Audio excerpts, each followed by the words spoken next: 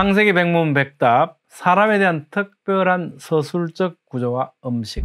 여러분의 구독, 좋아요, 알림 설정은 이 사역에 큰 힘이 됩니다. 안녕하세요, 김홍석입니다. 오늘은 창조주간 6째 날 사람에 대한 특별한 서술적 구조와 음식에 대해서 살펴보겠습니다. 만들다라는 단어가 이게 창세기 1장에서 총 7번 사용됐잖아요. 7절 만드사, 11절 두 번째 나오는 맺는에 해당하는 단어가 이제 만들다 아싸하고요.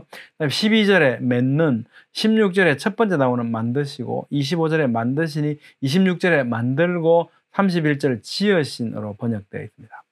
7번의 사용은 우연일까요? 아니면 우연이 아닐까요? 우연이 아니라면 어떤 의미를 찾을 수 있겠죠. 의도적으로 하나님께서 이렇게 기록해 주셨다, 이렇게 말씀하셨다면 그 의도는 바로 7이라고 하는 숫자가 가진 완전성이잖아요. 하나님의 창조의 완전성, 충만, 이런 것을 강조하시기 위해서 우리에게 7번 사용하셨지 않나, 이렇게 의미를 살펴볼 수 있습니다. 이와 더불어서 창세기 1장에는요 하나님께서 보시기에 좋았더라 7번 나오잖아요. 이름을 짓거나 축복하는 하나님의 말씀이 7번 나오고요. 그대로 되니라가 7번 나오고요. 7번의 사용은 우연일까요? 이런 7번의 사용들, 우연이 아니라면 어떤 의미를 가질까? 하나님의 창조의 완전성, 충만, 이런 것들이 바로 만들다라는 단어 7번 사용과 더불어서 조화를 이루고 있는 것 같습니다. 창조하다는 단어는요 3가지 경우에 사용됐습니다. 첫 번째 경우는 천지를 창조하시니라 할 때 처음 시작하실 때, 천지를 창조하실 때. 그 다음에 두 번째 경우에는 동물을 창조하실 때, 이제 생명이 창조된 거죠. 이때 한번 사용됐고요. 세 번째 경우에는 사람을 창조하실 때 사용되는데, 이 사람을 창조하신 이 세 번째 경우에는요 이 경우 안에 3번 연속 사용됩니다. 창조하시다. 봐라. 표준세 번역으로 보면 거의 지게 가깝게 번역을 해놨습니다. 하나님이 당신의 형상대로 사람을 창조하셨으니 곧 하나님의 형상대로 사람을 창조하셨다. 하나님이 그들을 남자와 여자로 창조하셨다. 우연일까요? 우연이 아니라면 여기에 어떤 의미가 담겨 있을까? 의도적으로 이렇게 말씀하시고 이렇게 기록해 주셨다면, 하나님께서 만유와 구분되게 사람에게 부여하신 절대적 가치, 이건 사람은 굉장히 특별해요. 이렇게 하나님께서 사람에 대한 이 관심과 사랑과 은혜와 특별함을 이렇게 표현해 주신 것이다 라는 생각을 하게 됩니다. 절대적 가치죠. 사람은 절대적 가치. 절대 인간은요, 사람은요 동물하고 구분되어져야만 됩니다. 창세기 9장 3절에 보십시오. 동물하고 사람이 얼마나 다른가. 동물은 사람의 음식이잖아요. 음식. 극단적으로 창세기 9장 3절 하나님께서 모든 동물을 우리에게 채소와 같이 음식으로 주셨잖아요. 사람과 동물은 너무나 다르다. 모든 생물들을 다스리는 존재로 처음부터 하나님의 형상대로 지음받은 존재가 사람입니다. 공동조상에서 이 진화론, 이거 정말 철저하게 성경과 반하고 있습니다. 1장 26절에 모든 것을 다스리게 하자 그랬잖아요. 다스리다, 이렇게 웨이르뚜라고 표현하고 있는데요. 다스리다, 라다는 사로잡다, 치리하다, 거느리다, 취하다 등으로 고대 절대 왕권을 지닌 제왕이나 정복자의 절대 주권을 의미하기도 합니다. 본문맥상 다스리다는 것은 하나님께서 부여하신 지혜를 가지고 보호하고 개발할 문화적 소임을 의미하는 것으로 보입니다. 자, 우리가 한번 생각해 보시죠. 왕이 다스린다는 것은 그의 백성을 행복하게 하는 것 아니겠습니까? 이것이 최선의 목표가 돼야 되겠죠. 오늘날 국가 목표가 어떻습니까? 국민의 안녕이잖아요. 질서와 행복, 이것이 국가의 목표입니다. 이런 것을 생각해 보면 다스린다라고 하는, 모든 걸 다스리라고 하는 것은 얘들 잘 돌보고 행복하게 해줘라, 이 말씀인 거죠. 그런데 사람이 자연이나 우상을 숭배하는 것, 이 말이 안 되죠. 그래서 하나님께서는 이걸 극히 혐오하시죠. 사람은 하나님의 형상이고 하나님만이 만유의 창조주이십니다. 1장 27절에 창조, 그죠? 창조. 이 앞서 살펴봤죠? 원어에는 여기서 창조하다가 3회 사용되었는데, 이걸 우연이라고 볼 수 없다. 왜 하필이면 이렇게 말씀하시고 이렇게 기록하셨을까? 이것은 또한 모든 다른 피조물들과 구분되는 사람에 대한 하나님의 특별하신 관심과 사랑과 은혜를 말씀해 주고 계신다. 이걸 알려주고 계신다. 우리가 알기를 원하신다는 거죠. 그 방편으로서 이렇게 구상을 하시고 이렇게 말씀하신 것 같습니다. 남자와 여자를 자카르 우 네케바인데요. 자카르는 남자뿐만 아니라 수컷 짐승에도 사용이 되고요. 네케바도 또 여성뿐만 아니라 암컷 짐승에도 사용되는 단어입니다.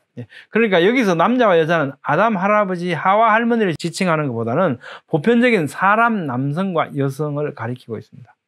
지금까지 다른 생물들을 창조하실 때는 종류대로 창조하셨다고 말씀하셨는데, 비해서 특별히 사람은 한 남자, 한 여자를 창조하셨다라고 말씀해요.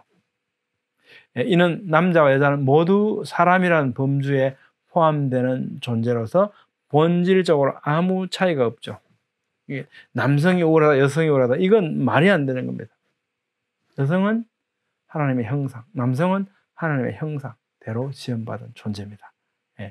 동등합니다. 그리고 각각 소중한 존재임을 우리는 알 수 있고요. 각각의 달란트가 있어서 우리의 소임들이 있는 거죠. 창세기 1장 28절 하나님이 그들에게 복을 주시며 하나님이 그들에게 이르시되 생육하고 번성하여 땅에 충만하라 땅을 정복하라 바다의 물고기와 하늘의 새와 땅에 움직이는 모든 생물을 다스리라 하시니라. 정복하라, 다스리라, 이게 의미가 뭘까? 이것은 아까 다스리라, 우리가 정복하라 아까 말씀을 나눴죠. 돌보고, 그러니까 케어하고 그들을 행복하게 해주는 것, 이건 의미인데요. 근데 이것이 다른 생물들, 다섯째 날 생물들을 창조하셨는데 여기에는 이런 거 없었잖아요. 완전히 다르죠. 이런 다섯째 날까지 있게 된 이런 모든 생물들을 다스리라고 말씀하시는 거죠. 정복하다는 발로 밟다는 의미로 삶의 터전으로 삼을 것을 가리키고요. 이 땅의 모든 것을 정복하고 다스리는 것은 하나님께서 그 권한을 위임하신 거죠. 따라서 그 목표는 모두를 돌보고 하나님의 선한 목적을 이루는 것에 포커싱이 돼야 되죠. 이렇게 무자비하게 개발하고 이런 거 아니고, 그죠? 하나님의 선하신 목적대로 우리가 사용하는 것, 돌보는 것, 이런 것이 바로 다스리고 정복하는 것이라는 의미입니다.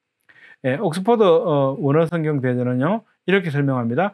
본문은 우리가 사람이기 때문에 사람 중심으로 생각해야 하고 사람 지상주의를 주장하는 인본주의를 넘어서 창조주 하나님의 뜻 안에서 각자가 최종적인 목적이요 절대적으로 존엄한 존재라는 인도주의의 절대적 근거가 된다. 뭐가? 이 본문의 말씀이야.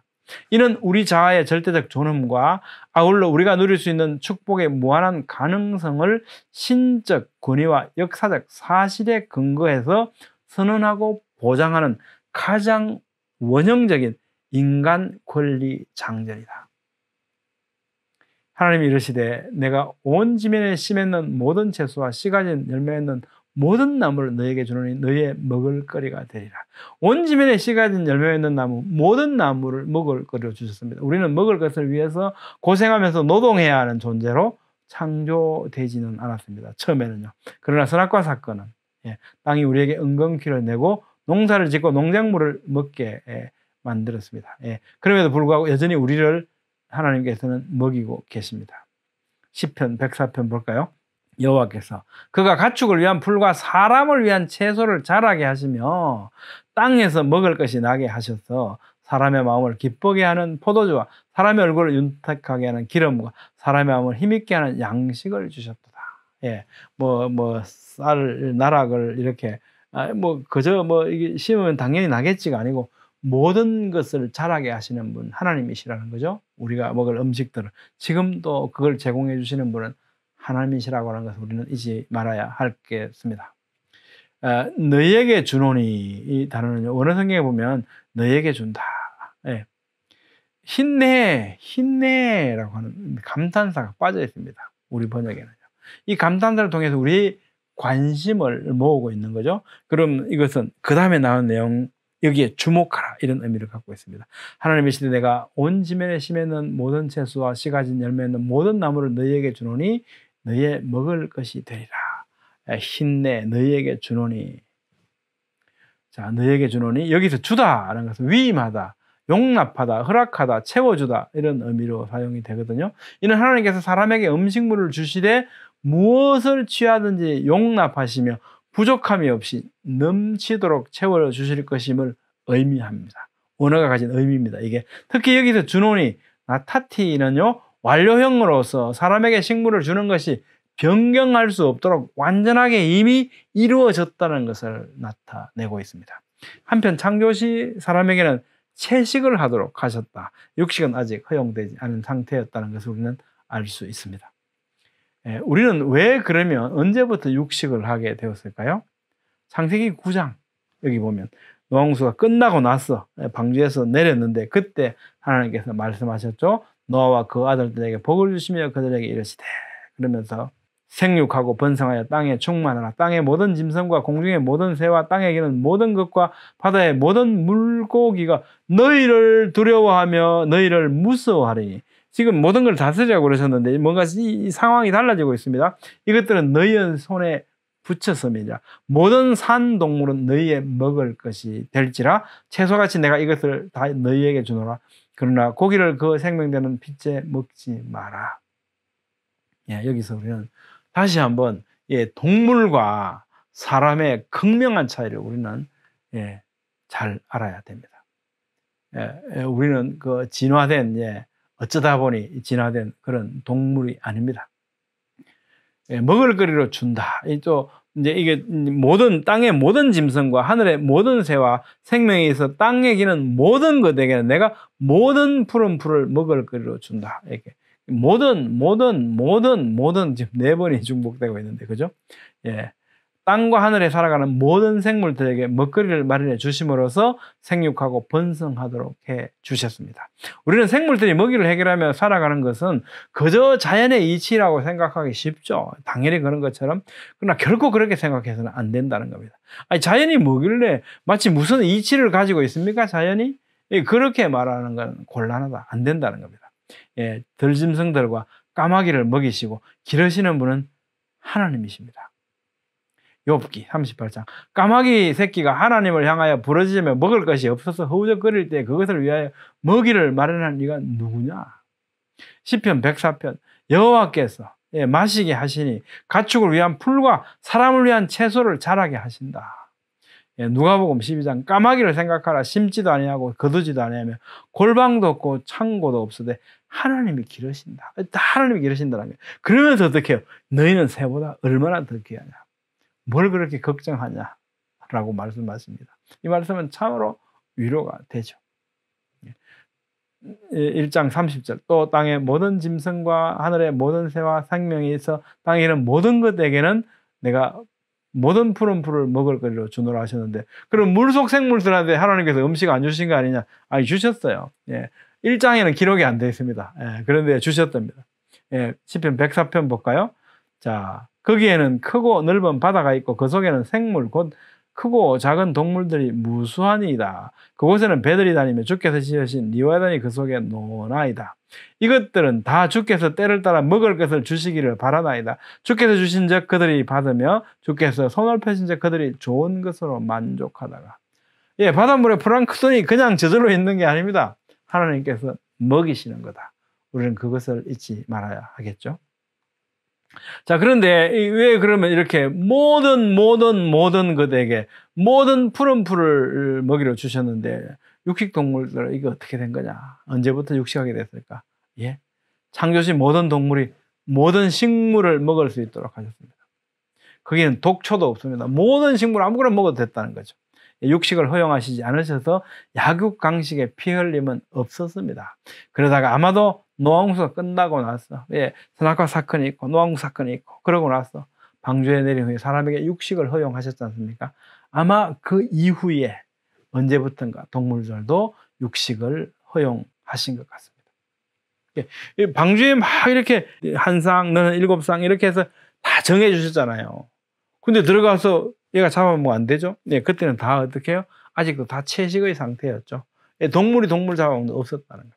우리가 방주에 태운 생물만 보더라도 우리는 알 수 있죠. 분명히 노아홍수 후에 이런 일이 일어난 겁니다.